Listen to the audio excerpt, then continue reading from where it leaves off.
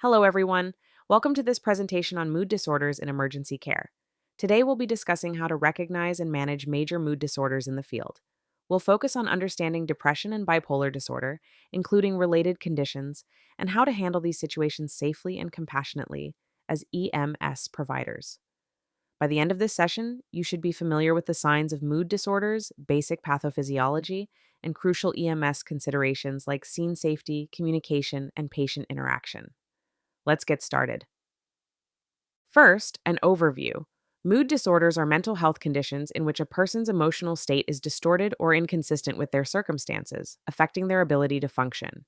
The two major categories are often described as unipolar and bipolar. In a unipolar mood disorder, such as major depression, the mood remains on one end of the spectrum, the low end. In bipolar mood disorder, mood alternates between lows, depression, and highs, called mania. These disorders are very common. An estimated 9.7% of US adults experience a mood disorder each year. As an EMS professional, you will encounter patients with mood disorders frequently, either as the primary reason for the call or as a coexisting condition. Understanding these conditions is important for providing effective and empathetic care. Let's talk about major depressive disorder, often just called depression. This is a unipolar mood disorder characterized by a persistently low mood or loss of interest in activities for at least 2 weeks, along with other symptoms causing significant distress or impairment. A handy mnemonic for depression symptoms is gas pipes. This stands for guilt, appetite changes, sleep disturbances, difficulty paying attention, poor concentration, loss of interest in activities, psychomotor agitation or slowing, low energy, and suicidal thoughts. Patients with major depression often feel deep sadness, hopelessness, or low self worth. They may appear fatigued or withdrawn and can have tearful episodes or even irritable outbursts. You might notice changes in appetite, weight loss or gain, and sleep, insomnia, or excessive sleep. Some depressed patients also complain of vague physical pains like headaches or abdominal pain. In the field, depression can present in episodes that have a relatively sudden onset over days and last for weeks or months, or it can be subtle and chronic, as in persistent depressive disorder, formerly known as dysthymia. Always be alert to suicidal ideation. Patients may not volunteer it, so gentle, direct questions about thoughts of self harm are important if you suspect depression. Any mention or evidence of suicidal thoughts or attempts, like an overdose, should be taken seriously with immediate safety measures and transport for evaluation. Now let's discuss bipolar disorder, which is the primary bipolar mood disorder. Bipolar involves cycling between depressed states and manic or hypomanic states. A manic episode is essentially the mirror opposite of depression in many ways. It's a period of abnormally elevated, expansive, or irritable mood and increased energy or activity, generally lasting at least a week, shorter if hospitalization is required for safety. During mania, patients often exhibit an exaggerated sense of happiness or euphoria and grandiosity, meaning they have an inflated self esteem or sense of importance. They become hyperactive. You'll see insomnia. They might say they haven't slept for days but still feel great, and pressured speech, very rapid, nonstop talking. Their thoughts can race from topic to topic, a flight of ideas, and they may jump between unrelated ideas, tangential thinking. Manic patients are often distractible and impulsive. They might engage in risky behaviors like reckless driving, spending sprees, or drug use. In extreme manic states, psychosis can occur. The patient may have delusions, for example, believing they have special powers or are on a special mission, or even hallucinations. Bipolar disorder is typically a lifelong condition with recurrent episodes. Interestingly, in bipolar disorder, the depressive episodes tend to be more frequent and last longer than manic episodes. Some patients have rapid cycling, meaning 4 or more mood episodes in a year, but even then, mood shifts usually occur over days or weeks, not suddenly in minutes or hours. This means if you encounter a patient in a manic state, they're unlikely to crash into depression during the short time you're with them. Recognizing mania in the field is crucial. These patients may not perceive themselves as ill, and their judgment is impaired, so they might refuse care or act out.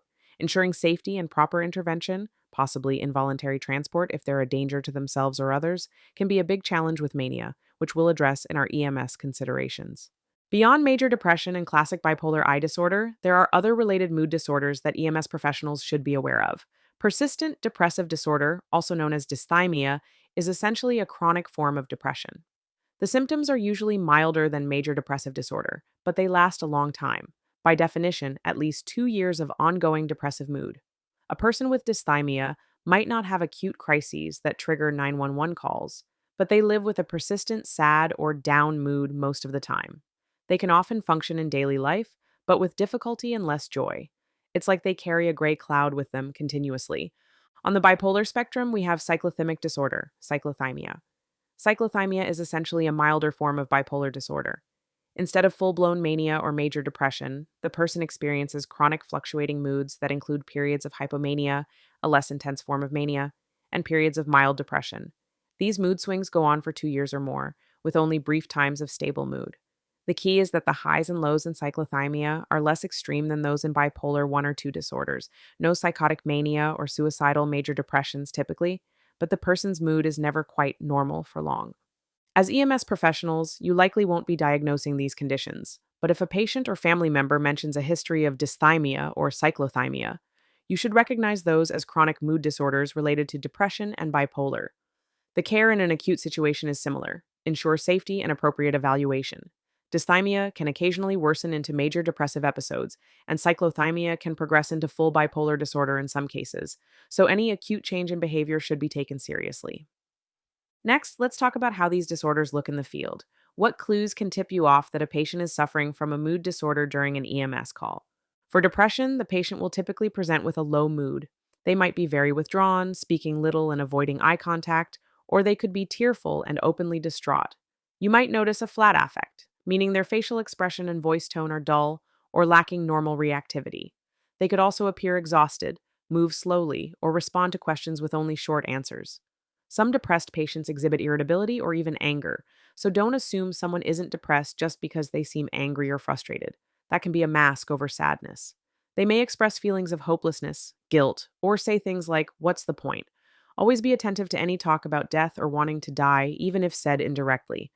That's a red flag for suicidal ideation. In extreme cases, depression can include psychotic symptoms.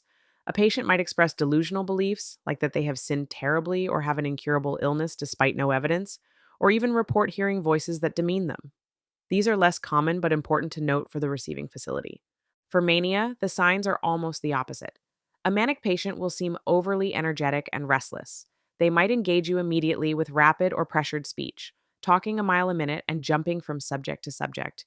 They could appear euphoric, laughing and bubbling with excitement, or conversely, they might be irritable and easily agitated if you try to slow them down or contradict them. Often they're distractible. They may start doing something else in the middle of talking to you or get drawn to stimuli around them. You may observe they have a striking decreased need for sleep. Family might say he hasn't slept in 3 nights. Despite little rest, they're on the move constantly, perhaps pacing or fidgeting. Importantly, a manic patient often lacks insight. They don't recognize that their behavior is abnormal. They might refuse care. "I'm fine, you're the one who needs help," or be uncooperative with assessment.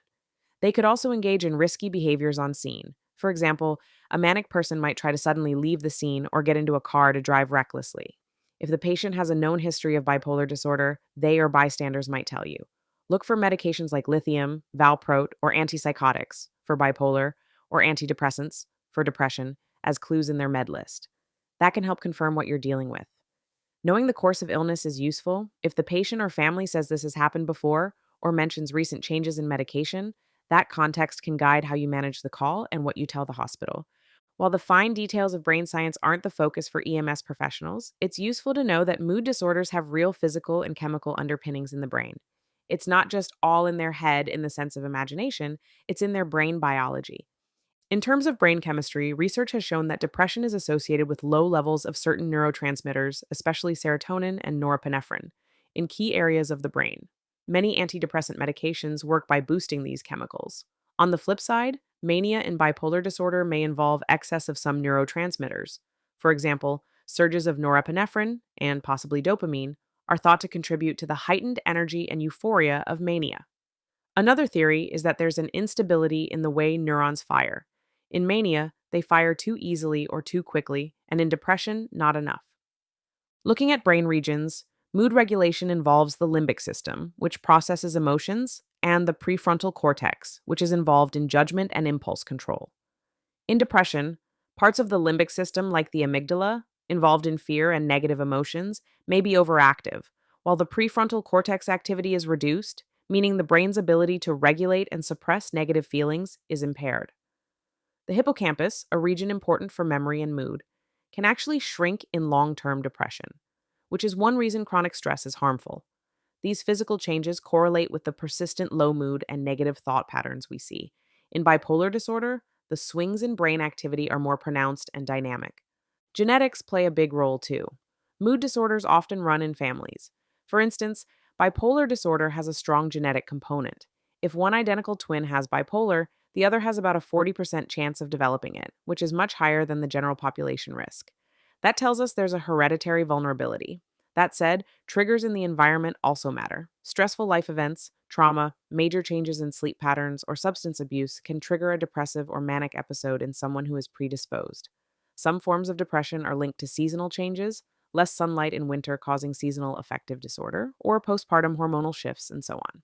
The takeaway is that mood disorders are medical conditions involving brain chemistry and physiology. Knowing this can foster empathy and also underscores why medications or medical treatment are often necessary alongside therapy. When responding to any behavioral emergency, including mood disorder crises, scene safety is paramount. A situation can seem under control and then change in an instant if a patient becomes violent or unpredictable.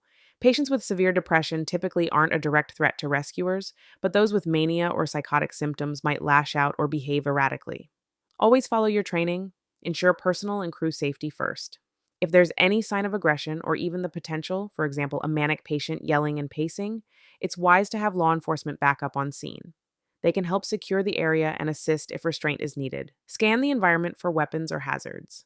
This might mean quickly checking the patient, frisk for weapons, before they get on the stretcher, or asking family if there are firearms in the house, or simply removing objects within reach that could be used to harm self or others. Even everyday items, like kitchen knives, glass objects, or medications, in an overdose scenario, should be secured. Remember to always position yourself with a clear exit path. Do not let an agitated patient block the door or corner you in a room. Maintain a safe distance as you talk, so you have time to react if they suddenly move toward you. While managing safety, also consider medical assessment. Not every psychiatric presentation is purely psychiatric. As an EMS professionals, you must rule out medical causes that can mimic or exacerbate mood symptoms.